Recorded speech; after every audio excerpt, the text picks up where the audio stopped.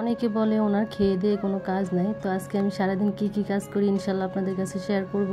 আসসালামু আলাইকুম এভরিওয়ান, কেমন আছেন? আশা করছি সবাই খুব ভালো আছেন। আলহামদুলিল্লাহ আমরাও ভালো আছি। ঘুম থেকে উঠে তাড়াহুড়ো করে সামিরকে আনলাম আগে, তারপর মাছ ভিজালাম। আর যে সামিরের পাপ্পা দিয়ে আসে, সামিরের পাপ্পাই নিয়ে আসে। মাঝে মধ্যে যখন উনি অনেক ব্যস্ত থাকে তখন আমি যাই আনি, আর ওকে স্কুলে রেডি করে পাঠিয়ে দিয়ে আমি একটু ঘুমাই, না হলে আমার মাথা ব্যথা উঠে যায়। তারপর ঘুম থেকে উঠেই গুছগাছ করে রান্না বান্না করি। তো সকালবেলা ওর পাপা সামিরকে স্কুলে দিয়ে যে আমার জন্য নাস্তা নিয়ে আসছিল।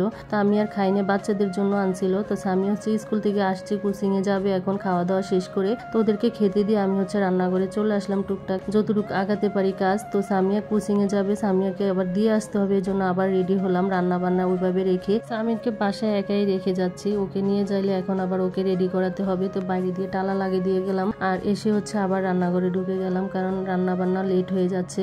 এদিকে ভাত বসিয়ে দিছি, মাছ তো আগেই ভেজে রেখে গেছি, আর সিম ভর্তা করবো। তো এই তো সিম ভর্তা করা শেষ, রান্না বান্না করা শেষ, সবকিছু টেবিলে দিয়ে দিছি। আর ওর পাপ্পা সামি এখনো আসেনি, এই জন্য এটা এভাবেই আছে। ওরা আসলে খাওয়া দাওয়া হবে। তো আমরা মা ছেলে বাসায় কি করবো, একটু ছাদে আসছি। আর আমার ছেলে দেখেন এই গরমের ভিতরে মোটা মোটা গেঞ্জি প্যান্ট পরে হাঁটতেছে। আজকাল দিয়ে 2-3 দিন বৃষ্টি হয়েছিল, তখন একটু শীত পড়ছিল, তখনই সব নামিয়ে ফেলছে আলমারি থেকে।